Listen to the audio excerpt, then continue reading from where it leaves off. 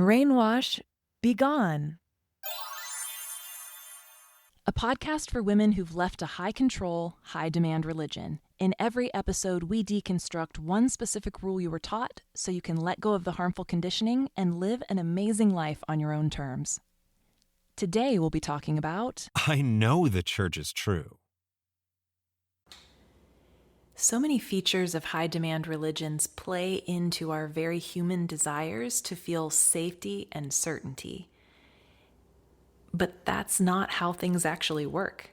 And in this episode, we're going to fearlessly look at our own urge to find safety and realize that even though we can't be certain about everything, that doesn't mean we can't feel deep peace in our lives.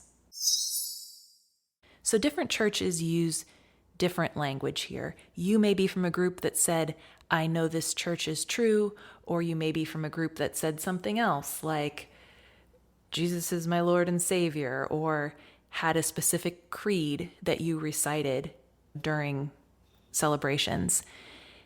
No matter what the wording was, the concept is very similar. And the impact of having a tradition that required you to make public statements with great certainty, repetitively, certainly had a similar impact for you. It's something that's supposed to show certainty, complete lack of doubt or questioning. In this particular example of the phrase, I know this church is true, it's so interesting that the choice of words was I know versus I believe. And that wording tries to convince you basically that there is proof, that it's not an opinion or a belief, it's just a fact. And that can really cause a lot of confusion when there's not actually proof, or there's not actually evidence, or it's not something that can even be proven or disproven directly. A lot of times, testimonies that are stated under the category of I know this is true will rely on personal experience, maybe a mystical experience that someone had. And even if their mystical experience is true, ironically, that actually doesn't tell you that the church is true. It could tell you something about the nature of the universe, or yourself as a human being, or your interaction with other human beings, or even how your brain works. But it's really an interesting control strategy to shoehorn that all into, I had this experience, therefore I know that this entire very specific dogma is true. You know, this reminds me a little bit of this concept in police interrogation. This is going to sound like, where are you going with this? In my background in law, there are just some random things that I happen to be aware of. And sometimes it really comes up when I'm thinking about these things through logically. But there are different tactics and techniques that are common when police are interrogating a suspect. And one of the things they pay attention to is, what does the suspect decide to say? And what do they deny? And what do they not deny? What do they ignore? And based on the way a person responds to the way they're asked questions and what they deny and what they decide to double down on, that gives the interrogator quite a bit of information about what may have actually happened, what's the mindset of this person. So when I hear a statement like, I know this church is true, and I see a group that has habitually decided that everyone's going to say this, they're going to double down on it, it's going to become our tradition to try to prove our faith and require everyone to profess this faith over and over and over again to prove that it's true. I just have a question of, why are you so obsessed with trying to convince me this is true? It really indicates there seems to be a good reason to question the premise of this if everything is based on showing me that it's true before I even ask anything. Before I'm even allowed to ask any questions, you're already saying, this is true, this is true, this is true. So anyway, that's just where my mind goes from professional experience. It seems to be the ultimate situation of they doth protest too much, as they say. So religions will say, well, we know that our dogma is true because it's fact and there's proof, but realistically, it shows up a lot more like a cross between a brainwashing technique and a fight song for your favorite sports team. From the brainwashing standpoint, it's something that is repeated over and over and over again so that your brain's more likely to accept it. Literally, brainwashing. The fact that you're doing it publicly creates a sense of responsibility that you've stated this publicly, and then your mind is automatically going to search for reasons that it is in fact true because you have stated it publicly. It can create a lot of cognitive dissonance if you're questioning or if you're unsure, and yet socially and in this religious tradition, it's not acceptable for you not to publicly stand up and say, it's true, it's true, it's true, I believe this thing, or I know this thing is true. And also just the fact that there's a forced set wording, phrasing for the particular profession of belief honestly just makes it a lot less authentic. If people were allowed to use any words that they wanted to express something, then there would be a lot more nuance, a lot more diversity of how they expressed it. It might change over time based on their experience or in that particular moment. But when they don't have that level of control over their language and they're forced into that same box over and over again, it's so much less likely to be a realistic reflection of what they actually believe or what they actually think that they know is true. So that's for the brainwashing side. But the reason I say it's also kind of like a fight song for your favorite team or your, like your college alma mater is that because the group continuously uses the same words and it's a pattern that's repeated over the years, it shows your culture. It marks you as part of the in-group because you know the specific wording to use. It's a very clear-cut test of allegiance, and there's a lot of us versus them.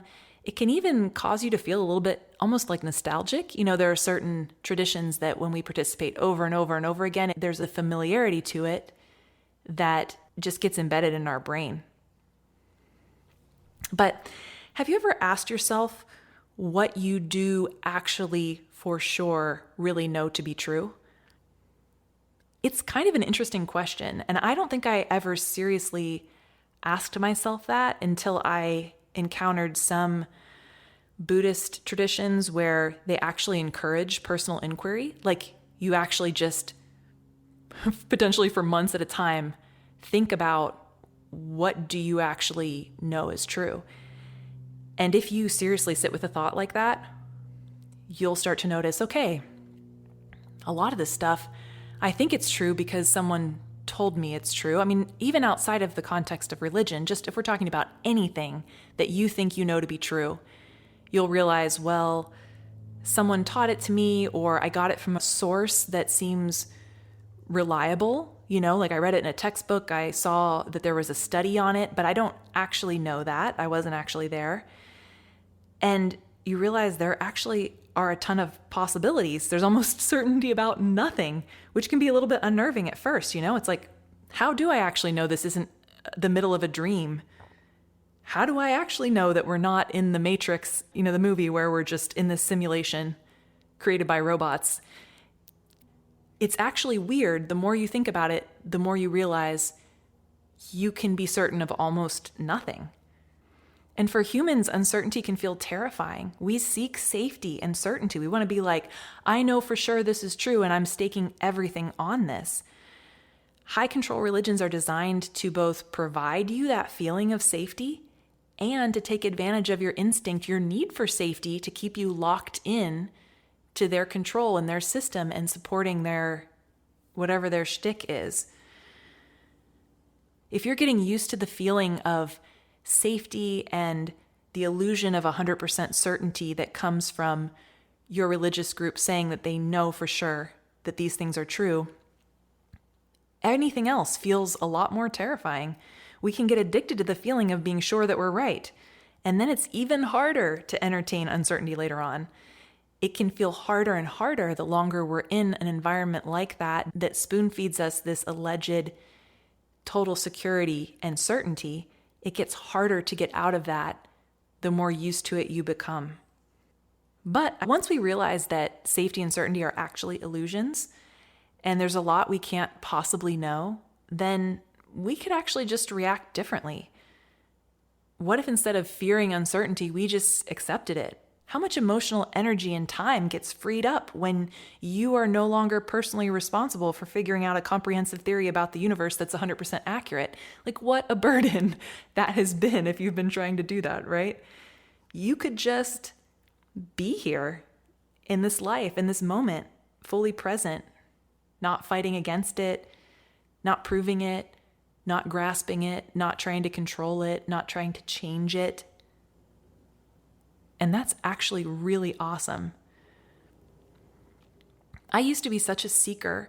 I would try to understand the religion I was raised in. I tried to check out all the other religions to see who was truly right, to find the perfect religion, the most logical dogma, the perfect explanation for everything. And then once I finally realized that it was pretty much impossible to know for sure any of these things, and I let it all go, I felt deeply peaceful. It's really wonderful. It does unnerve people when they're like, well, what do you believe? And I'm kind of like, I'm not really too sure of anything, but I feel pretty good about that.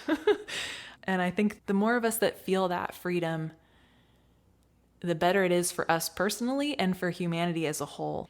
So let's talk about some of the logical fallacies that we see in this whole construct, even beyond just the idea that we can't really know what's definitely true in these sorts of realms. There's a lot of circular reasoning here where you're saying, I know this is true because I feel like it's true and my feelings prove that it's true. But that's not really what proves something. And there's a false dichotomy where you're saying either the church is 100% true or it's not true at all. Any evidence that supports this proves it's 100% true or nothing. It's just a very black and white setup. It is also what they would call a bandwagon fallacy, where you're encouraging conformity by normalizing, using identical public statements over and over again.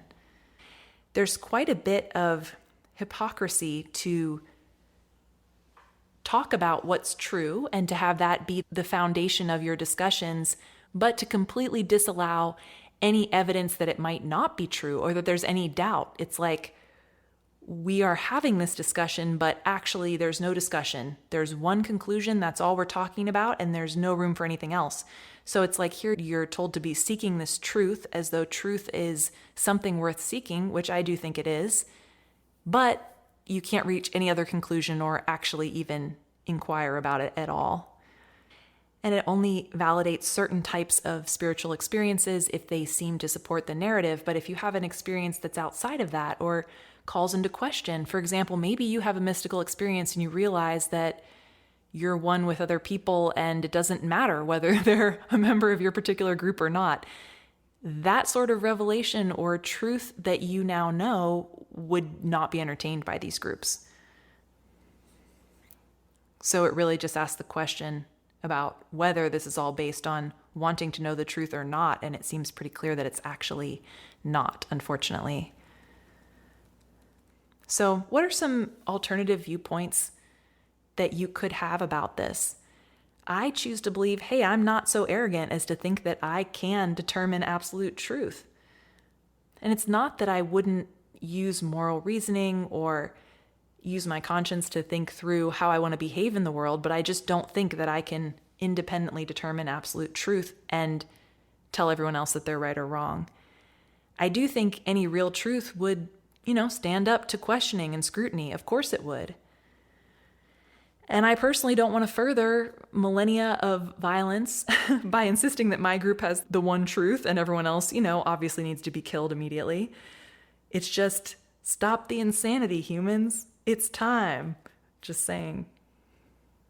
And I think that honesty requires us to be truthful about uncertainty. It's like to have integrity and admit, I don't know, or that you have personal frustrations, or that you have confusion about existential questions.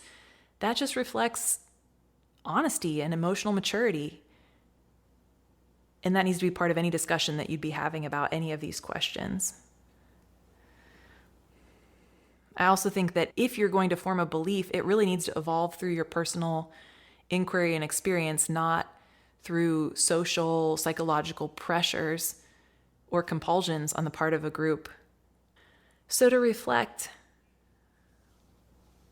what sorts of statements of belief did your particular high-demand religion require of you? Was there certain phrasing, certain prayers or public statements that were required? And what emotions or expectations did you experience surrounding that statement? How do you personally define knowing versus believing? Does it make a difference to you? Do you agree that most things can't be known, or do you think some things can? What do you believe you can know or that you do know currently? What happens inside of you when you imagine saying, yeah, I don't know? Do you feel freedom or fear, relief? What comes up for you with that? Do you believe in our mission here at Brainwash Be Gone? Then please leave us a review in your podcast app. It helps other women find us so we can keep on busting more sisters out.